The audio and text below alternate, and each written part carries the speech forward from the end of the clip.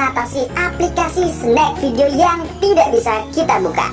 Di sini saya telah membuka aplikasi snack video untuk akun saya pun di sini masih ada kesalahan yang tidak diketahui, dan silahkan coba lagi.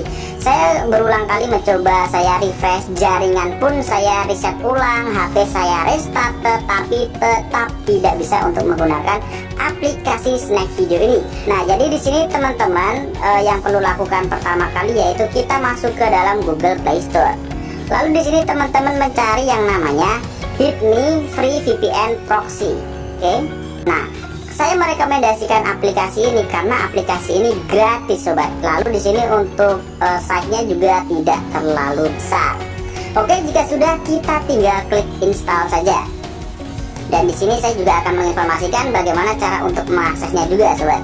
Jika sudah terinstall, kita tinggal buka aplikasi ini. Lalu di sini kita milih untuk negara. Untuk negara United States juga sudah bagus ya ini. Nah, jika teman-teman ingin mengaktifkan VPN ini, kita tinggal geser saja.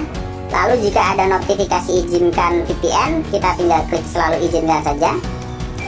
Nah, di sini kita hanya berlaku 5 menit karena di sini kita tidak menggunakan versi yang full ataupun yang unlimited. Sekarang kita tinggal buka untuk aplikasi snack video. Kita keluar dulu. Tadi saya sudah buka aplikasi snack video, kita keluar seperti ini. Lalu kita buka lagi aplikasi snack video untuk kita restart. Lalu kita tunggu saja. Dan well done. Di sini kita bisa mengakses aplikasi snack video.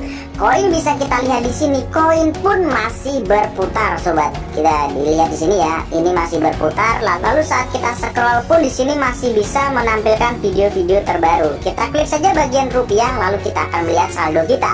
Dan saldo kita pun di sini masih utuh.